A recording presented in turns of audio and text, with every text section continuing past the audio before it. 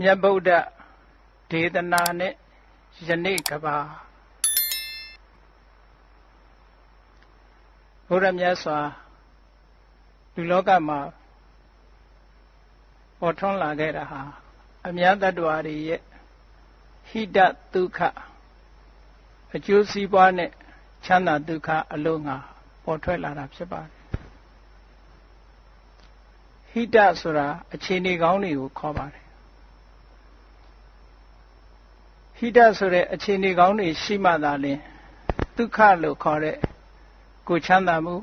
စိတ်ချမ်းသာမှုဘဝမှာအစဉ်ပြေမှုဘဝတန်ရာကလွတ်မြောက်မှုဆင်းရဲဒုက္ခတွေကိုကျော်လွှားနိုင်မှုဆိုတဲ့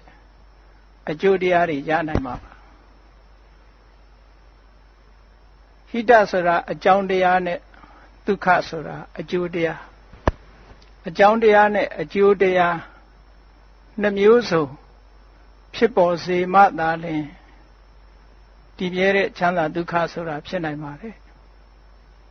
အခြေအနေကောင်းတွေမရှိဘဲနဲ့ချမ်းသာဒုက္ခရရှိနိုင်တယ်ချမ်းသာဒုက္ခတည်ရှိနိုင်တယ်ဆိုတာမဖြစ်ပါဘူးဒါကြောင့်မို့လို့ဘုရားမြတ်စွာပွင့်ပေါ်လာတာနဲ့ပတ်သက်ပြီးတော့အထာယဟိတယဒုက္ခယဒေဝမနုဿာနံမြတ်စွာဘုရားဟာတတ္တဝါတွေရဲ့အကျိုးအတွက်တတ္တဝါတွေရဲ့အခြေအနေကောင်းတွေရရှိဖို့အတွက်တတ္တဝါတွေကိုယ်စိတ်နှဖျားချမ်းသာရေးအတွက်မြတ်စွာဘုရားပွင့်လာတယ်ပွင့်လာပြီးတဲ့ဟောကြားတဲ့တရားတွေဟာလည်းပဲအခြေအနေကောင်းတွေကိုဖြစ်ပေါ်စေပြီးဒုက္ခလို့ဆိုတဲ့ကိုယ်ချမ်းသာမှုစိတ်ချမ်းသာမှုတွေကိုဖြစ်ပေါ်စေတာပါဘုရားမြတ်စွာရဲ့ဒေသနာတော်တွေဟာလူဘဝလူလောကမှာရရှိထားတဲ့ပုဂ္ဂိုလ်တွေအခြေအနေကောင်းတွေကိုဖြစ်ပေါ်စေပြီးမှချမ်းသာဒုက္ခကိုရရှိစေတဲ့တရားမျိုးဖြစ်ပါတယ်38ဖြာမင်္ဂလာတရားတော်ဆိုတာမင်္ဂလာဆိုတာကောင်းကျိုးချမ်းသာတွေအရာရာမှာအောင်မြင်မှုတွေဘယ်ကိစ္စမှမဆိုအရှုံးမရှိပဲနဲ့အရာရာအောင်မြင်တာဒါကြောင့်မို့မင်္ဂလာတုတ်ထဲမှာသဗ္ဗထသုထိန်ခိသန္တိသဗ္ဗထမပ္ပရာဇိတာသဗ္ဗထမပ္ပရာဇိတာဘယ်ကိစ္စမှဆိုမရှုံးဘူးအောင်မြင်နိုင်တယ်သဗ္ဗထသုထိန်ခိသန္တိအရာရာမှာချမ်းသာဒုက္ခရနိုင်တယ်လို့ဒါမင်္ဂလာရဲ့အကျိုးတရုပ်ကိုဖော်ပြတာပါ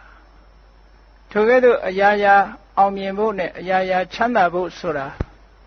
38မျိုးသောအခြေအနေကောင်းတွေရရှိရမှာဖြစ်ပါတယ်လူမိုက်တွေနဲ့မပေါင်းဘူးပညာရှိနဲ့ပေါင်းတယ်ဆိုတာဒါအခြေအနေကောင်းတွေကိုဖန်တီးပေးတာအဲ့ဒါကလို့လူမိုက်တွေနဲ့မပေါင်းခြင်းပညာရှိနဲ့ပေါင်းခြင်းလို့ဆိုတဲ့အခြေအနေကောင်းမှမရှိဘူးဆိုလို့ရှိရင်ချမ်းသာဒုက္ခဆိုတဲ့မင်္ဂလာအကျိုးတရားမရနိုင်ပါဘူးမြတ်စွာဘုရားဟောတဲ့တရားဒေသနာတော်တွေဟာ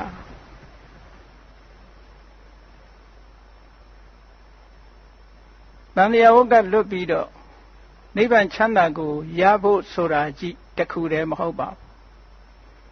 တန်တရားရဲ့ခြင်းလဲနေတဲ့အချိန်မှလည်းပဲအရာရာအစဉ်ပြေပြီးအခြေအနေကောင်းတွေရရှိပြီးချမ်းသာဒုက္ခရဖို့တဘဝကနေတဘဝတန်တရားတဲ့လဲတဲ့အခါမှာလည်းပဲဆင်းရဲဒုက္ခနည်းနိုင်သမျှနည်းပြီးချမ်းချမ်းသာသာရှိဖို့ဆိုတာမြတ်စွာဘုရားကတရားဓမ္မတွေကိုဟောထားတာဖြစ်ပါတယ်ဒါကတစ်ပိုင်းမှာနောက်ဆုံးတန်တရားဝတ်ကနေလွတ်ပြီးကိုခြင်းနာခြင်းသိခြင်းလို့ဆိုတဲ့ဒီဆင်းရဲဒုက္ခတွေကလုံးဝလွန်မြောက်တဲ့ထာဝရငြိမ်းချမ်းတဲ့အငြိမ့်တက်ကိုရရှိခြင်းနဲ့ဆိုလဲမြတ်စွာဘုရားဟောတဲ့တရားတော်ဟာထိုနောက်ဆုံးအဆင့်ဖြစ်တဲ့နိဗ္ဗာန်ချမ်းသာကိုလည်းပဲရောက်ရှိစေတဲ့နိလန်းတွေကိုလမ်းညွှန်ထားတာဖြစ်ပါတယ်ဒီကနေ့မြန်မာနိုင်ငံမှာရှိတဲ့ဗုဒ္ဓဘာသာဝင်သူတော်စင်တွေအများစုကဘုရားမြတ်စွာဟောထားတဲ့ပိဋက30နိကေ9ပြာဓမ္မခန္ဓာပေါင်း84,000ဆိုတဲ့ဒီတရားတွေဟာလောကုတ္တရာတရားတွေဖြစ်တယ်ဘုန်းကြီးစာတွေဖြစ်တယ် တို့နဲ့မဆိုင်ဘူးလို့ဒီလိုထင်ကြတယ်မြတ်စွာဘုရားဟောတဲ့တရားတွေဟာလောကုတ္တရာကိုဥတည်တာမှန်တော်လဲပဲလောကမှာနေထိုင်ရေးအတွက်စီးပွားရေးလူမှုဆက်ဆံရေးနိုင်ငံရေးဆိုတာလို့လောကမှာအစဉ်တပြေရှိဖို့နိလန်အမျိုးမျိုးကိုမြတ်စွာဘုရားဟောထားခဲ့တာပါဒါကြောင့်မို့ပိဋကတ်တရားတော်တွေဟာနိဗ္ဗာန်ရောက်ကြောင်းတရားကြီးမဟုတ်ပါဘူးနိဗ္ဗာန်မရောက်ခင်ဆက်ချတန်တရားမှာလဲနေတဲ့အချိန်စီးပွားဘယ်လိုရှာရမလဲကိုယ်ချင်းတရားကောင်းအောင်ဘယ်လိုလုပ်ရမလဲဆင်းရဲဒုက္ခတွေသက်သာအောင်ဘယ်လိုနေထိုင်ရမလဲအရာရာအောင်မြင်အောင်ဘယ်လိုကျင့်သုံးရမလဲဆိုတာအခြေခံကစပြီးတော့ရှင်းလင်းထားတာပိဋကတ်ထဲမှာမြောက်များစွာရှိပါတယ်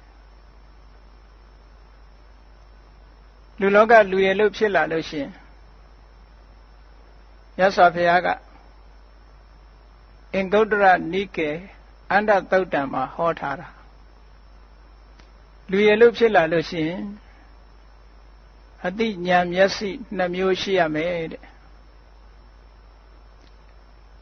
စီးပွားရှာတတ်တဲ့စီးပွားရေးပညာစီးပွားရေးမျက်စိလည်းရှိရမယ်ဒါကမျက်စိတစ်လုံးကိုချင်းတရားနဲ့ပတ်သက်ပြီးအကောင်းအဆိုးအကြောင်းအကျိုးခွဲခြားသိတတ်တဲ့ဓမ္မမျက်စိလည်းရှိရမယ်လောကလူသားတွေဟာမျက်စိနှလုံးရှိမှပြည့်စုံတယ်လို့ပဲလူဘဝရလာလို့ရှိရင်လည်းပဲဒီပညာမျက်စိ2မျိုးရှိရမယ်လူဖြစ်လာရင်စီးပွားရှာတတ်ရမယ်ကိုချင်းတရားကောင်းအောင်ကျင့်သုံးတတ်ရမယ်ဓမ္မပြည့်စုံတဲ့လူဘဝ ideal person လို့အကောင်းဆုံးလူသားတစ်ယောက်ဖြစ်ဖို့အတွက်မြတ်စွာဘုရားလမ်းညွှန်ထားတာပါစီးပွားရေးမျက်စိဆိုတာမရသေးတဲ့စီးစိမ်ဥစ္စာတွေရအောင်ရပြီးသားစီးစိမ်ဥစ္စာတွေတိုးပွားအောင်လုပ်တဲ့နည်းပညာတွေကိုတတ်ကျွမ်းဖို့ထို့သောတတ်ကျွမ်းမှသာလျှင်လောကမှာမပင်မပန်းချမ်းချမ်းသာသာနဲ့နေနိုင်မှာဖြစ်ပါတယ်ကုသိုလ်ကောင်းမှုတွေလုပ်နိုင်မှာဖြစ်ပါတယ်နောက်တစ်ဖက်ကလည်းစီးပွားရေးဘက်ကတိုးတက်ရုံနဲ့မဖြစ်ဘူး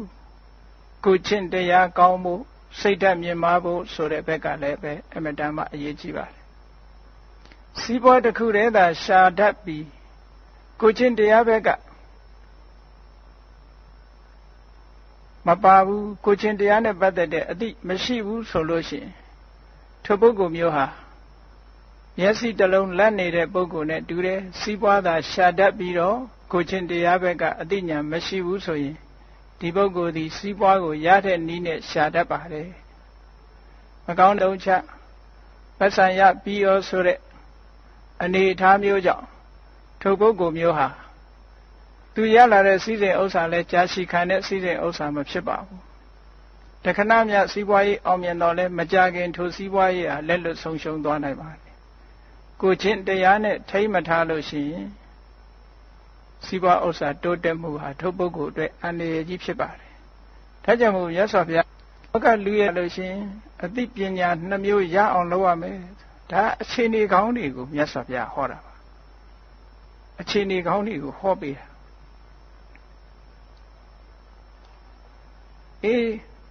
ဒီဘဝမှာလည်းပဲချမ်းသာဒုက္ခတွေရဖို့ဆိုတဲ့အကြောင်းတရားတွေနဲ့ပတ်သက်ပြီးတော့လေမြတ်စွာဘုရားကစီးပွားရေးနဲ့ပတ်သက်ပြီးဒီဘဝမှာပြည့်စုံရမယ့်အချက်အလက်တွေလူလောကဟာဒီဘဝပြည့်စုံရုံနဲ့မပြီးသေးဘူးလူတွေမှာဘဝတန်တရားဆိုတာရှိနေသည့်အတွက်ကြောင့်ဒီဘဝကောင်းရုံလေးနဲ့မပြီးသေးဘူးနောက်ဘဝအနာဂတ်ဆိုတာလည်းထည့်သွင်းစဉ်းစားပြီးပြင်ဆင်သင့်တယ်ဒါကြောင့်မို့လို့နောင်ဘဝကောင်းဖို့အတွက်လည်းပဲခုနေကကြိုးကြိုးတင်းတင်းပြင်ပြင်ဆင်ဆင်ဆိုတာရှိရပါတယ်စီးပွားရေးနဲ့ပတ်သက်တော့မှပဲအခုခေတ်အနာဂတ်မျှော်မှန်းချက်တွေနဲ့စီမံကိန်းကြီးတွေချပြီးတော့ဆောင်ရွက်ကြရတာထို့တူပါပဲကိုယ့်ရဲ့ဘဝမှာဒီဘဝတစ်ခုတည်းအောင်မြင်လို့မဖြစ်ပါဘူး နောက်ဘဝအတွက်လည်းပဲညှော်လင့်ချက်နဲ့စီမံကိန်းတွေထားဖို့လိုအပ်ပါသေးတယ်ဘုရားမြတ်စွာလက်ထက်တော်အခါကာလတုန်းကကောလိယတိုင်ကက္ကရပတ္တဆိုတဲ့မြို့မှာမြတ်စွာဘုရားရောက်နေတဲ့အချိန်ပိုင်းလေးမှာအဲဒီကက္ကရပတ္တကဒီကသာနုဆိုတဲ့အမျိုးသားဥဆောင်ပြီးတော့ဘုရားမြတ်စွာထံလာရောက်ချင်းကပ်ကြတယ်သူတို့ကမြတ်စွာဘုရားကိုလျှောက်တယ်အရှင်ဘုရားတပည့်တော်တို့ဟာအိမ်တော်ရသားမိသားစုနဲ့ပျော်ပျော်ရွှင်ရွှင်စီးပွားရှာလို့လူဘဝမှာချမ်းချမ်းသာသာဒီလိုနေခြင်းပါတယ်တည်တဲ့အခါမှာလည်းပဲတပည့်တော်တို့ကောင်းရာဒုက္ခတိရောက်ချင်တယ်ဗျာဒီဘဝလည်းချမ်းချမ်းသာသာပျော်ပျော်ရွှင်ရွှင်မိသားစုနဲ့တိုင်းတိုင်းဝိုင်းဝိုင်းနေခြင်းနဲ့နောက်ဘဝမှာလည်းတပည့်တော်တို့ကောင်းရာရောက်ချင်တယ်အဲ့ဒါလို့ဖြစ်နိုင်တဲ့အခြေအနေကောင်းတွေများရှိပါသလားလို့မြတ်စွာဘုရားလျှောက်တော့မြတ်စွာဘုရားကရှိတယ်ဒီဘဝအတွက်ဟိတဒုက္ခအခြေအနေကောင်းတွေနဲ့ချမ်းသာဒုက္ခကိုရစေနိုင်တဲ့အချက်၄မျိုးရှိတယ်နောက်ဘဝအတွက်လည်းပဲအခြေအနေကောင်းတွေပေးပြီးတော့ချမ်းသာဒုက္ခရစေနိုင်တဲ့အကြောင်းတရား၄မျိုးရှိတယ်ဆိုပြီးအင်္ဂုတ္တရနိကေမှာပဲမြတ်စွာဘုရားဟောထားတဲ့သုတ်တတုတ်ကိုမှတ်တမ်းတင်ထားတာရှိပါတယ်အဲ့ဒီတော့မှမြတ်စွာဘုရားဒီဘဝအတွက်ဟိတဒုက္ခအခြေအနေကောင်းတဲ့ချမ်းသာဒုက္ခရစေတတ်တဲ့အချက်ကတော့နံပါတ်1ဥဋ္ဌာဏတံပရာကိုလုပ်တဲ့လုပ်ငန်းနဲ့ပတ်သက်ပြီးတော့ကြိုးကြိုးစားစားလုပ်ဖို့ကြိုးကြိုးစားစားလုပ်ကြရမယ်အဲ့ဒီဥဋ္ဌာဏတံပရာတက်တက်ကြွကြွကြိုးကြိုးစားစားလုပ်တယ်ဆိုတဲ့နေရာမှာမြတ်စွာဘုရားကထပ်ပြီးတော့ရှင်းထားတယ်ကြိုးစားတိုင်းရသလားလို့ဆိုတော့ကြိုးစားတိုင်းမရနိုင်ဘူးကြိုးစားတယ်ဆိုတဲ့အချက်ထဲမှာဘာတွေပါတော့လို့ဆိုလို့ရှိရင်တက်ခလုပ်ငန်းကျွမ်းကျင်မှုရှိရမယ်အနလတဆွဲကောင်းမှုရှိရမယ်ဥပါယဝိမာန်တနည်းပညာရှိရမယ်ကြိုးစားမှုရှိုံတစ်ခုတည်းနဲ့တော့မရဘူးကြိုးစားမှုဆိုတဲ့အထက်မှာအရေးကြီးတဲ့အချက်၃ချက်ပါတယ်ရေးကြီးတဲ့အချက်၃ချက်ကလုပ်ငန်းကျွမ်းကျင်မှုကျိုးတော့ကြိုးစားတယ်လုပ်ငန်းမကျွမ်းကျင်ဘူးမအောင်မြင်နိုင်ပါဘူးကျိုးတော့ကြိုးစားတယ်ဆွဲမကောင်းဘူးမအောင်မြင်ဘူးကျိုးတော့ကြိုးစားတယ်နည်းပညာကနှိမ့်ကျနေတယ်စီမံခန့်ခွဲနိုင်တဲ့စွမ်းအားတွေမရှိဘူးဆိုလို့ရှိရင်မအောင်မြင်ဘူးဒါလွန်ခဲ့တဲ့နှစ်ပေါင်း2500ကျော်ကမြတ်စွာဘုရားကစီးပွားရေးနဲ့ပတ်သက်ပြီးတော့အောင်မြင်ဖို့နည်းလမ်းတစ်ခုပေးထားတာပါဒါမြတ်စွာဘုရားဟောတဲ့ပိဋကတော်တွေထဲမှာပါတဲ့တရားပါလုပ်ငန်းကျွမ်းကျင်မှုဆွဲကောင်းမှုနည်းပညာအဲ့ဒီ၃ရပ်ပေါင်းစပ်ထားတဲ့ကြိုးပမ်းအားထုတ်မှုဆိုတာရှိရမယ်တဲ့နောက်တစ်ချက်ကအာရခတံပရာထိမ့်သိမ်းစောင့်ရှောက်မှုလောကမှာစီးပွားဥစ္စာတွေရလာလို့ငွေကြေးတနာမြောင်များစွာကုန်ပစ္စည်းတွေထုတ်လုပ်လို့မြောင်များစွာထုတ်နိုင်တယ်သို့တော့မထိမ့်သိမ်းဘူးဆိုရင်အလေအလွင့်တွေများပြီးတော့စီးပွားဥစ္စာတိုးသင်းသလောက်မတိုးဘူးဒါကြောင့်မို့လို့ထိမ့်သိမ်းဖို့နည်းပညာအလုံးလုံးပြီးရလာတဲ့ပစ္စည်းကိုရေကြောင့်မပျက်စီးအောင်မီးကြောင့်မပျက်စီးအောင်ပစ္စည်းကိုဖျက်ဆီးတတ်တဲ့ဉာဏ်မျိုး၅မျိုးတည်းကတစ်ခုခုနဲ့မှမပြတ်မစီးရအောင်အလေလွင့်မရှိရအောင်ထိမ့်သိမ်းစောင့်ရှောက်မှုဆိုတဲ့အာရခတံပရာတရားရှိဖို့လိုသေးတယ်ဒါလည်းမြတ်စွာဘုရားကဒုတိယအချက်အနေနဲ့ခုလက်ရှိဘဝမှာကြီးပွားတိုးတက်ဖို့အတွက်မြတ်စွာဘုရားဟောတာဒါလည်းအမတန်လိုအပ်တဲ့အကြောင်းတရားတစ်ခုပါနောက်တစ်ခုကတော့ကလျာဏမိတ်တမိတ်ကောင်းဆွေကောင်းစီးပွားရေးနဲ့ပတ်သက်ပြီးအကြံပေးမဲ့ပုဂ္ဂိုလ်ကျင့်စာရိတ္တကောင်းတဲ့ပုဂ္ဂိုလ်အသိပညာရှိတဲ့ပုဂ္ဂိုလ် ဆွန့်လွတ်နိုင်မှုရှိတဲ့ပုဂ္ဂိုလ်ကိုယုံကြည်မှုရှိတဲ့ပုဂ္ဂိုလ်ကိုချင်းတရားကောင်းတဲ့ပုဂ္ဂိုလ်အဲ့ဒီလိုမိတ်ကောင်းဆွေကောင်းတွေလည်းပဲအမတန်မှလိုအပ်ပါတယ်ဒီကနေ့ခေတ်ချိစီးပွားဥစ္စာတိုးတက်နေတဲ့ပုဂ္ဂိုလ်တိုင်းဟာဒီအခြေအနေကောင်းတွေရှိရအကယ်၍မိတ်ကောင်းဆွေကောင်းမရှိဘူးဆိုရင်ခုနကကြိုးပမ်းအထောက်မှုကြောင့်ပစ္စည်းဥစ္စာတွေရလာနိုင်တယ်ထိမ့်သိမ့်သိမ့်သိမ့်ရှိတတ်လို့စုမိဆောင်မိဖြစ်လာတယ်သို့တော့မိတ်ကောင်းဆွေကောင်းမရှိဘူးဆိုရင်ထိုပစ္စည်းတွေဟာတဲထဲမှာရေသွန်လိုက်တယ်လို့ပဲအတုံးအဖြုံးနဲ့တခါတည်းပျက်စီးဆုံးရှုံးပြီးတော့သွားနိုင်တယ်ဒါကြောင့်မို့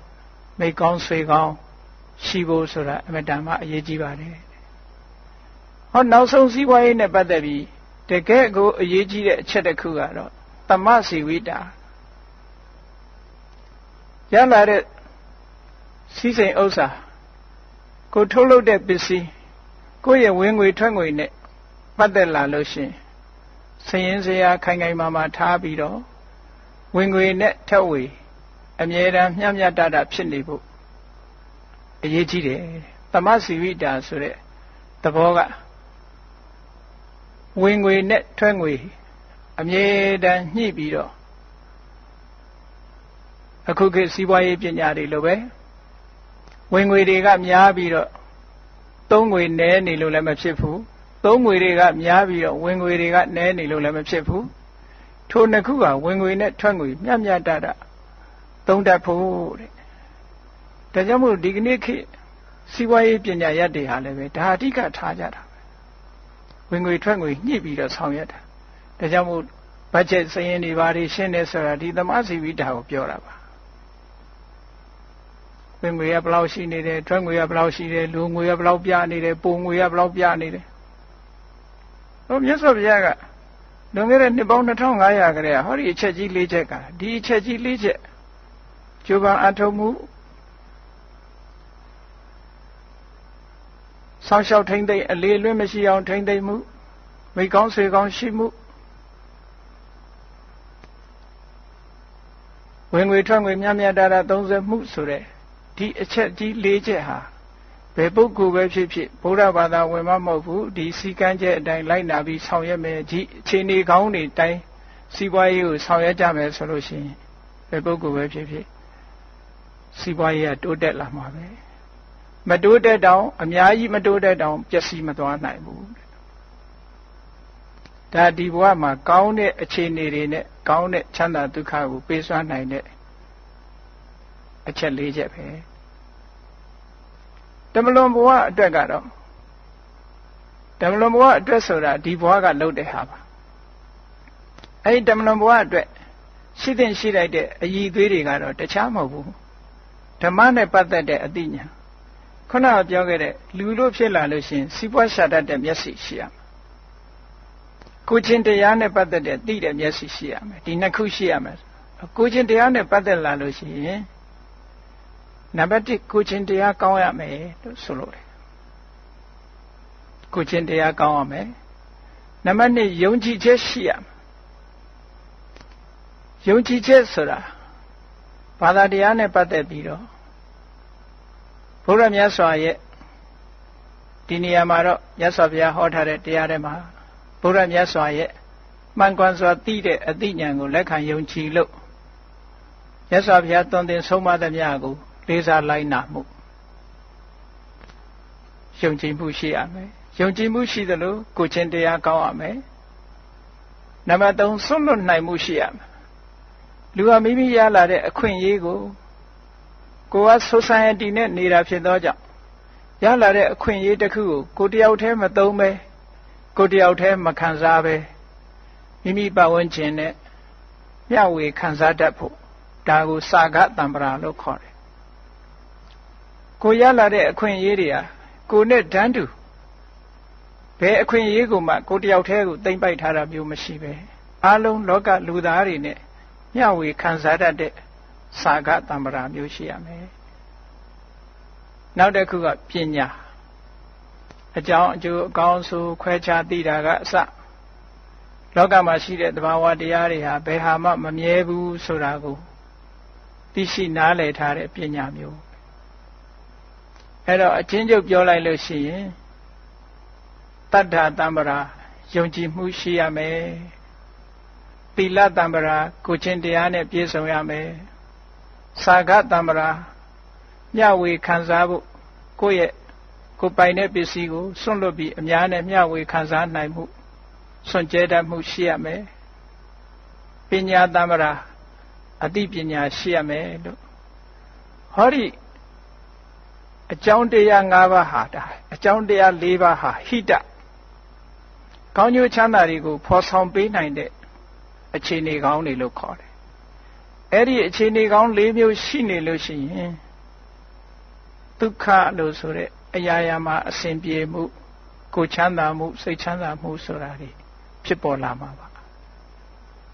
ဟိတမရှိဘဲဒုက္ခဆိုတာမရနိုင်ပါဘူးဟိတမရှိဘဲနဲ့ဒုက္ခဆိုတာမတည်မြဲပါဘူးဒါကြောင့်မို့ဒီစကားလုံးနှစ်ခုဟာအမြဲတမ်းတွဲပြီးတော့ဘုရားမြတ်စွာတရားတွေထဲမှာလာတယ်ဟိတာယဒုက္ခယအခြေအနေကောင်းတွေရှိရမယ်ထိုအခြေအနေကောင်းတွေကြောင့်ဖြစ်ပေါ်လာမဲ့ချမ်းသာဒုက္ခတွေရရှိနိုင်တယ်လို့ဒီလိုဘုရားမြတ်စွာရဲ့ပိဋကတ်30နိကေ9ပြဓမ္မခန္ဓာထဲမှာလောကလူဘဝရရှိလာတဲ့ပုဂ္ဂိုလ်တိုင်းလိုက်နာကျင့်သုံးရမယ့်အချက်တွေအများအပြားဖော်ပြထားတာတွေ့ရလို့ဘုရားဘာသာဝင်သူတော်စင်တွေအနေနဲ့ဘုရားဟောတဲ့တရားအတိုင်းလိုက်ပြီးစီးပွားရေးကိုဆောင်ရွက်ကြမယ်ဆိုလို့ရှိရင်စီးပွားဘက်ကလည်းတိုးတက်နိုင်ပါတယ်လူမှုရေးဘက်ဆောင်ရွက်ကြမယ်ဆိုရင်လည်းပဲလူမှုရေးဘက်ကတိုးတက်ကြတယ်တော်တော်များများကဗုဒ္ဓမြတ်စွာရဲ့ဗုဒ္ဓဘာသာဝင်ဖြစ်ပေမဲ့လို့ဗုဒ္ဓဟောကြားတဲ့တရားနဲ့ပတ်သက်လာလို့ရှိရင်အဆင့်မြင့်တဲ့ဘက်ကိုသိပြီးတော့ကြည့်ပြီးတော့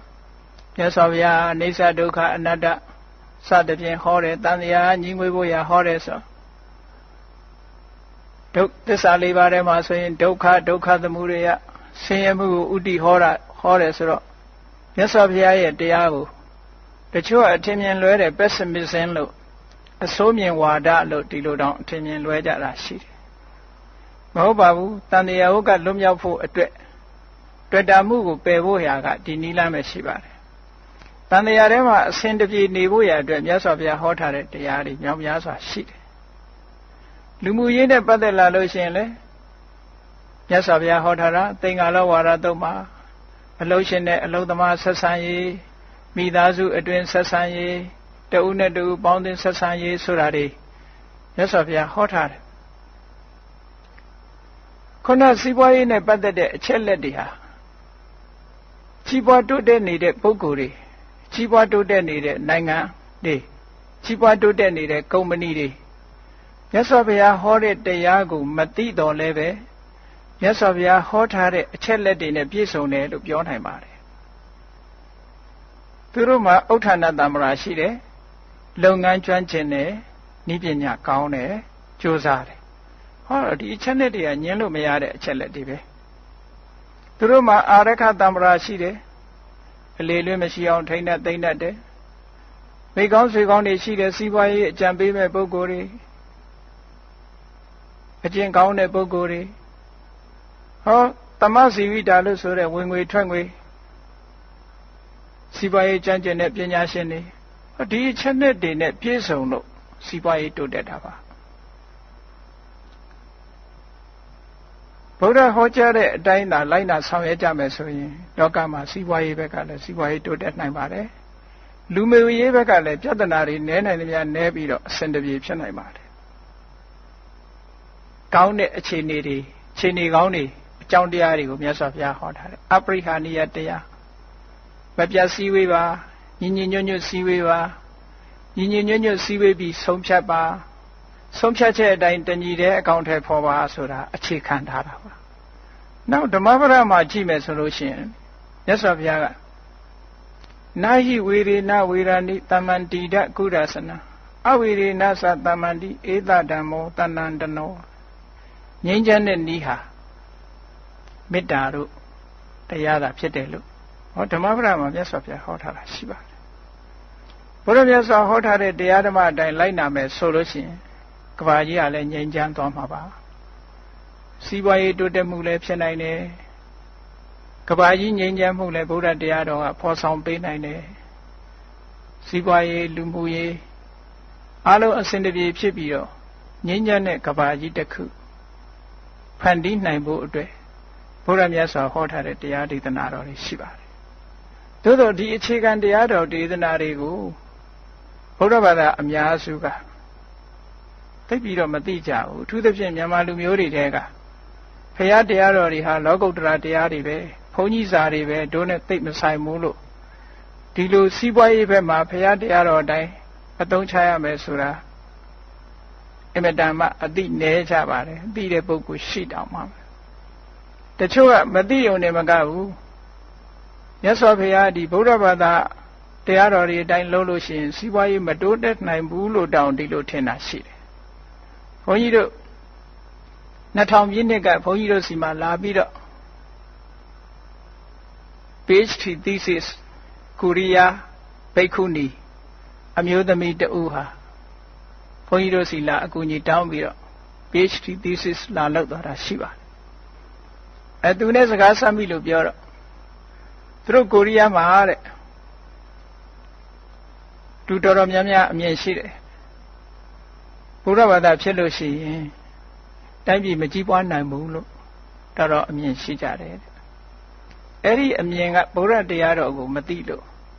သူတို့ကဘာကိုချိတုံးလို့ဆိုလို့ရှိရင်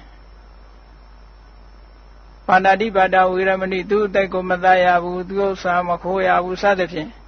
၅ပါးသီလကိုမလုပ်ရဘူးရှောင်ရမယ်ဆိုတာတွေကိုကြည့်ပြီးတော့လောကကြီးမှာဒါတွေရှောင်နေလို့စီးပွားရေးလုပ်လို့မဖြစ်ဘူးလို့ဒီလိုယူဆကြတာရှိပါတယ်အမှန်စီးပွားဖြစ်နိုင်တဲ့နိလန်းတွေအများကြီးရှိတယ်မြတ်စွာဘုရားကမလုပ်ရဘူးလို့ပြောတဲ့ဟာကဝါရိတ္တလုပ်ရမယ်လို့ပြောတာကစာရိတ္တဝါရိတ္တသီလနဲ့စာရိတ္တသီလနှစ်မျိုးရှိတယ်မလုပ်ရဘူးဆိုတာတွေဒါရှေ့တန်းတင်ပြီးတော့လုပ်ရမယ်ဆိုတာတွေကြတော့မေ့ထားကြတယ်လုပ်တဲ့နဲ့ဆိုခုနကြည့်အရခတမ္ပရာဥဋ္ဌာဏတမ္ပရာလုံလဝိရိယရှိရမယ်အရခတမ္ပရာထိမ့်သိမ်းဆောက်ရှောက်မှုနဲ့ပြည့်စုံရမယ်ကလျာဏမိတ်တာမိကောင်းဆွေကောင်းတွေရှိအောင်ကြိုးစားရမယ်သမစီဝိတာဝင်ငွေထွက်ငွေမြတ်တာအောင်သုံးဆွဲတတ်ရမယ်ဆိုတဲ့ဒီအခြေအနေကောင်းတွေလောက်ရမယ်ဆိုတာတွေနဲ့ပတ်သက်လာလို့ရှိရင်မေ့ထားကြတယ်အဲ့ဒါကြောင့်မို့လို့ဗုဒ္ဓတရားတော်ပေါ်မှာတချို့ကယနေ့ကဘာမှာအထင်အမြင်လွဲနေတာလေးတွေရှိတယ်ဆိုတာသိရတယ်ဘုန်းကြီးတို့မြန်မာနိုင်ငံမှာဗုဒ္ဓဘာသာအများစုဟာခုနပြောတဲ့အတိုင်းလောကုတ္တရာစာတွေဘုန်းကြီးစာတွေလောကီကိစ္စနဲ့မဆိုင်ဘူးလို့ဒီလိုယူဆချက်တွေအများကြီးရှိနေပါတယ်တကယ်ကအဲ့လိုမဟုတ်ပါဘူးဘုရားမြတ်စွာရဲ့တရားတော်တွေမှာနှစ်ပိုင်းရှိတယ်တစ်ပိုင်းကတန်တရားထဲမှာဘဝတစ်ခုအနေတစ်ခုဘဝတစ်ခုရလာတဲ့အခါမှာအခြေအနေကောင်းတွေဖြစ်ပေါ်စေပြီးတော့ချမ်းချမ်းသာသာလူဘဝတစ်ခုဖြတ်သန်းနေထိုင်သွားဖို့တန်တရားတဘဝကနေပြီးနောက်တစ်ဘဝလဲပတ်တဲ့အခါမှာလည်းပဲတန်တရားလဲတဲ့အခါမှာလည်းပဲချမ်းချမ်းသာသာဒီလိုဖြစ်ဖို့အခြေအနေကောင်းတွေကိုမြတ်စွာဘုရားကဟောကြားထားတာဖြစ်ပါတယ်နောက်ဆုံးမြည်သည့်ဘာသာတရားမှမပါတဲ့လုံးဝဒုက္ခတွေချုပ်ငြိမ်းရာကိုကျင့်တရားအသိပညာတရားကိုလည်းမြတ်စွာဘုရားကဟောထားတယ်အဲ့ဒီတရားကဘာလဲလို့ဆိုလို့ရှိရင်ဝိပဿနာကျင့်စဉ်တရားပဲဒါကလူလောကလူရည်လို့ဖြစ်လာတဲ့အခါဘဝပေါ်မှာတွေ့တာမှုဆိုတာရှိကြတယ်မိမိဘဝကိုတွေ့တာတယ်မိမိဘဝကိုတွေ့တာသည့်အတွက်ကြောင့်ကိုယ့်ရဲ့ပတ်ဝန်းကျင်ကိုတွေ့တာတယ်အဲ့တော့ထိုအတွေ့တာသည်ကိုယ့်ဘဝကိုလည်းတွေ့တာတယ်ပတ်ဝန်းကျင်ကိုလည်းတွေ့တာတယ်အဲ့ဒီအတွေ့တာတွေကဘာကိုဖြစ်စေသလဲလို့ဆိုရင်ဝေါရီလို့ဆိုတဲ့စိုးရိမ်မှုတွေတောကတွေကိုဖြစ်စေတယ်အတွေ့အတာရှိတဲ့နေရာမှာစိုးရိမ်မှုဆိုတာပေါ်လာတယ်အတွေ့အတာမရှိရင်စိုးရိမ်မှုမရှိပါဘူးကိုမပိုင်ဆိုင်တဲ့ပစ္စည်းတစ်ခုပေါ်မှာမြည်သူမှတောကမဖြစ်ပါဘူးကိုပိုင်ဆိုင်တဲ့ပစ္စည်းတစ်ခုပေါ်မှာသာတောကဖြစ်တယ်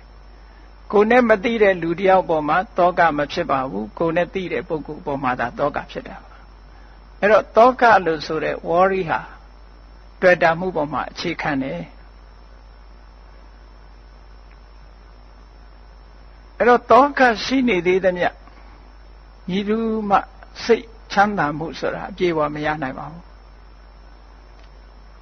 စိတ်ချမ်းသာမှုအပြည့်အဝရချင်လို့ရှိရင်တောကလို့ဆိုတဲ့ဒီတရားကိုဖယ်ရှားပြရမှာဖြစ်ပါတယ်တောကဆိုတဲ့တရားဟာလည်းပဲအတွေ့အတာမဖယ်ရှားပဲနဲ့တောကကိုဖယ်ရှားဖို့ဆိုတာလုံးဝမဖြစ်နိုင်ပါဘူးတွေ့တာမှုဖယ်ရှားမှာဖြစ်ပါတယ်ဒါဖြင့်တွေ့တာမှုကိုဖယ်ရှားဖို့အတွက်ဘာလုပ်ရမလဲဆိုရင်သဘာဝတရားတွေကိုရှင်းရှင်းလင်းလင်းပြတ်ပြတ်သားသားမြင်တဲ့သမ္မာဒသနဆိုတဲ့သမ္မာဒိဋ္ဌိလို့ဆိုတဲ့ right understanding ဆိုတဲ့ထူးခြားတဲ့အသိဉာဏ်တစ်ခုရှိရမယ်အဲ့ဒီထူးခြားတဲ့အသိဉာဏ်ဝိပဿနာဉာဏ်လို့ခေါ်တာပါမှန်ကန်တဲ့အမြင်ရှိရသဘာဝတရားတွေကိုသူ့အတိုင်းမြင်တာသမ္မာဒသနမှန်ကန်တဲ့အတိုင်းမြင်ရမယ်ဆိုပါစို့အဘိဓမ္မာသဘာဝတရားတွေကဒါကိုရှင်းပြတာပါဒါတန်တရားဝကလွတ်ဖို့အတွက်လမ်းကြောင်းပဲလူဆိုတာငါရဲ့သူရဲ့တကယ်ဆန်းစစ်ကြည့်လိုက်လို့ရှင်မရှိဘူးယုံနဲ့နာနှမျိုးသာရှိတယ်အကြမ်းမြင်ပြောမယ်ဆိုရင်လူမှာရုပ်ခန္ဓာကိုယ်ကြီးရှိတယ်စိတ်ဆိုင်ရှိတယ် body နဲ့ mind ပေါ့အဲ့ဒီနှစ်ခုရှိတယ်အဲ့ဒီနှစ်ခုပေါင်းစပ်ပြီးတော့လှုပ်ရှားမှုတွေဖြစ်ပေါ်နေတယ်အဲ့ဒီနှစ်ခုစလုံးဟာဆိုင်ရာအကြောင်းတရားတွေပေါ်မှာတီးနေတာဖြစ်သည့်အတွက်ကြောင့် body လို့ဆိုတဲ့ရုပ်တရားကလည်းတစ်ခုတည်းမဟုတ်ဘူးအစုအဝေးနဲ့ပေါင်းစပ်ထားလို့ဖြစ်နေတာ mind လို့ဆိုတဲ့နာမ်တရားကလည်းတစ်ခုတည်းမဟုတ်ဘူးစုပေါင်းပြီးတော့ဖြစ်ပေါ်နေတဲ့အရာတစ်ခုဖြစ်တယ်ဒီရုပ်နဲ့နာမ်ဒီနှစ်ခုသည်အပြန်အလှန်ဆက်သွယ်ပြီးတော့လူတွေမှာလှုပ်ရှားမှုဖြစ်လာပြီးယောက်ျားသဏ္ဍာန်မိန်းမသဏ္ဍာန်တတ္တဝါသဏ္ဍာန်ဒီလိုထင်မြင်နေရထင်မြင်နေသည့်အတွက်ကြောင့်ဒါကငါလို့ထင်တယ်ဒါကသူလို့ထင်တယ်ဒါကယောက်ျားလို့ထင်တယ်ဒါကမိန်းမလို့ထင်တယ်ဟောဒီအထင်အမြင်တွေဟာတကယ်ထင်တဲ့အတိုင်းဟုတ်ကလားလို့တဘာဝတရားနဲ့ကြည့်လိုက်လို့ရှိရင်တဘာဝအသိဉာဏ်နဲ့ကြည့်လိုက်လို့ရှိရင်တကယ်ထင်တဲ့အတိုင်းမဟုတ်ပါဘူးသူတို့ဟာယုတ်တရားဟာယုတ်တရားတက်တက်ပဲဖြစ်ပါတယ်ငါလို့ပြောစရာမရှိပါဘူးနန္တရားဟာလည်းနန္တရားတက်တက်မျှတာဖြစ်ပါတယ်ငါလို့ပြောစရာမရှိပါဘူးယုတ်နဲ့နံနဲ့နှစ်ခုခွဲထားလိုက်မယ်ဆိုလို့ရှိရင်လှုပ်ရှားမှုတို့ပြောဆိုမှုတို့ဒါတွေဟာအကုန်လုံးရပ်သွားမှာဖြစ်ပါတယ်အဲ့ဒါလို့ယုတ်နဲ့နံကိုခွဲခြားပြီးတော့သိမြင်လာတာဟာနာမရူပပရိစ္ဆေဒဉာဏ် analytical knowledge of mind and matter လို့ခေါ်တယ်အဲ့ဒီအသိဉာဏ်ဟာအဘိဓမ္မာကိုလေ့လာခြင်းဖြင့်အဲ့ဒီအသိဉာဏ်အခြေခံတွေကိုရနိုင်တယ်ထိုမှတစ်ဆင့်လက်တွေ့ဝိပဿနာကျင့်စဉ်တစ်ခုကိုကျင့်သုံးခြင်းဖြင့်လူဆိုတာတကယ်ကအခေါ်အဝေါ် concept အယူဆတရားသာဖြစ်တယ်တကယ်ကတော့အသေးစိတ်တစ်ခုစီခွဲခြားကြည့်လိုက်မယ်ဆိုလို့ရှိရင်လူဆိုတာမရှိတော့ဘူးယုတ်တရားနံတရားတက်တက်မျှတာဖြစ်တယ်လို့ဟောတယ်လို့မြင်သွားတာဟာဒါသမ္မာဒသနမှန်ကန်တဲ့အမြင်လို့ခေါ်ပါတယ်ဝိတ္တုဒ္ဓိမဲ့မှာနာမရူပနာယာထာဝဒသနံဒိဋ္ဌိဝိတ္တုဒ္ဓိနာမနာယုတ်တွေကိုသူ့အရှိတိုင်းမြင်တာဟာဒိဋ္ဌိဝိတ္တုဒ္ဓိမှန်ကန်တဲ့အမြင်ဖြူစင်တဲ့အမြင်လို့ခေါ်ပါတယ်အဲ့ဒီဖြူစင်တဲ့အမြင်မှန်ကန်တဲ့အမြင်ကိုအခြေခံလိုက်လို့ရှိရင်ဒီယုတ်တရားနံတရားတွေဟာဘာကြောင့်ဖြစ်တယ်ဆိုတဲ့အကြောင်းတရားကိုသိမြင်တဲ့ပိစယပရိက္ခဉာဏ်တွေဖြစ်လာနိုင်တယ်နာမရူပပရိစ္ဆေဒဉာဏ်နဲ့ပိစယပရိက္ခဉာဏ်နှစ်ခုအခြေခံပြီးတော့ဆက်ပြီးလက်တွေ့ကျင့်သုံးသွားလိုက်မယ်ဆိုရင်မမြဲတဲ့သဘာဝတွေအစဉ်သာဝရပြောင်းလဲနေတဲ့သဘာဝတွေသင်္ခါရတရားတွေရဲ့ဒီမတည်မြဲတဲ့အာကိုးစရာမရှိတဲ့အခြေအနေမျိုးတွေကိုမြင်လာလို့ရှိရင်ခုနပြောတဲ့ attachment လို့ခေါ်တဲ့တွေ့တာမှုဟာရောကြလာမှာဖြစ်ပါတယ်တွေ့တာမှုတွေရောကြလာသွားတာနဲ့တပြိုင်တည်း worry ဆိုတဲ့သောကတွေလည်းရောကြသွားမှာဖြစ်ပါတယ်သောကတွေရောကြသွားတာနဲ့တပြိုင်တည်းငြိမ်းချမ်းတဲ့စိတ်ချမ်းသာမှုငြိမ်းချမ်းတဲ့သဘာဝလေးဟာပြန်ပြီးတော့ပေါ်လာမှာပါအဲ့တော့မြတ်စွာဘုရားသခင်ကိုရောမြတ်ဒုတိယပိုင်းအနေနဲ့ဟောတဲ့ တန်တရားဝကထွမြောက်ရလမ်းဆိုတာဝိပဿနာကျင့်စဉ်ဖြင့်မစ္စည်းမပฏิပဒါလို့ခေါ်တဲ့ right understanding မှန်မှန်ကန်ကန်နားလည်ခြင်းထိုမှန်မှန်ကန်ကန်နားလည်ခြင်းဆိုတဲ့အခြေအနေကိုရောက်အောင် right thought မှန်မှန်ကန်ကန်စဉ်းစားတတ်ခြင်းဆိုတဲ့သမ္မာသင်္ကပ္ပ right effort ဆိုတဲ့သမ္မာဝါယာမမှန်မှန်ကန်ကန်နိလန်တကြစနစ်တကျကြိုးပမ်းအထောက်ခြင်းသမ္မာတတိ right mindfulness လို့ခေါ်တဲ့မှန်ကန်စွာတတိယမှုနဲ့သမ္မာသမာဓိ right concentration လို့ခေါ်တဲ့အာယုန်တစ်ခုတည်းပေါ်မှာမှန်ကန်တဲ့နိလန်ခြင်းနဲ့စူးစိုက်ခြင်းလို့ဆိုတဲ့ဒီမဲ့ခင်၅မျိုးဥဆောင်ပြီးတော့လှုပ်သွားလို့ရှိရင် right understanding ဆိုတာပေါ်လာမှာဖြစ်ပါတယ်။ထို right understanding ကသာလျှင်တန်တရားထဲမှာဖြစ်ပေါ်လာစေတတ်တဲ့ကိလေသာဆိုတဲ့အကြောင်းတရားတွေကံကိုဆက်ဖို့လုပ်နေတဲ့ကိလေသာဆိုတဲ့အကျိုးတရားတွေအကြောင်းတရားတွေဒါတွေကိုဖယ်ရှားပြစ်နိုင်မှာဖြစ်ပါတယ်။ကိလေသာဆိုတဲ့အဆိုးတရားတွေဖယ်ရှားပြစ်လိုက်ခြင်းဖြင့်ကောင်းကံဆိုးကံဆိုတာတွေဟာလည်းပဲအကျိုးပေးနိုင်တော့မှာမဟုတ်တော့ပါဘူးထိုကံတွေအလုံးအကျိုးမပေးနိုင်တော့ဘူးဆိုလို့ရှိရင်နောက်ဆုံးအကြောင်းတွေပြတ်သွားရင်ဒုက္ခတွေဟာအကုန်လုံးချုပ်ငြိမ်းပြီးတော့ရဆိုင်သွားမှာဖြစ်ပါတယ်ဒါကိုပဲသာဝရငြိမ်းတဲ့အငြိမ်းတဲ့နိဗ္ဗာန်လို့မြတ်စွာဘုရားကဒုတိယပိုင်းမှာဟောတာပါနောက်ဆုံးတန်တရားထဲမှာနေရင်ချမ်းသာဒုက္ခရနိုင်တဲ့နိလန်းတွေနောက်ဆုံးမှာထိုချမ်းသာဒုက္ခရတဲ့ဆိုတောင်အိုခြင်းနာခြင်းသေခြင်းဆိုတဲ့ဒီဒုက္ခတွေကမလွတ်နိုင်ဘူးအဲ့ဒီအိုခြင်းနာခြင်းသေခြင်းဆိုတဲ့ဒီဒုက္ခတွေလွတ်မြောက်ရာဖြစ်တဲ့မဂ္ဂင်၈ပါးအကျင့်တရားကျင့်သုံးပါးသာလျှင်လောကမှာရှိတဲ့ပြဿနာမျိုးစုံကလုံးဝချုပ်ငြိမ်းပြီးလွတ်မြောက်မှာဖြစ်ပါတယ်ဆိုတဲ့အကြောင်းကိုအားလုံးဗုဒ္ဓဘာသာဝင်သူတော်စင်တို့သည်ဘုရားမြတ်စွာဟောထားတဲ့မြတ်ဗုဒ္ဓဒေသနာနှင့်ယနေ့ကဘာအကျိုးပြုနိုင်ပုံကိုအားလုံးမှတ်သားပြီးတော့ဘုရားမြတ်စွာဟောကြားတော်မူတဲ့တရားအတိုင်းလိုက်နာကျင့်သုံးနိုင်ကြပါစေကုန်သတည်း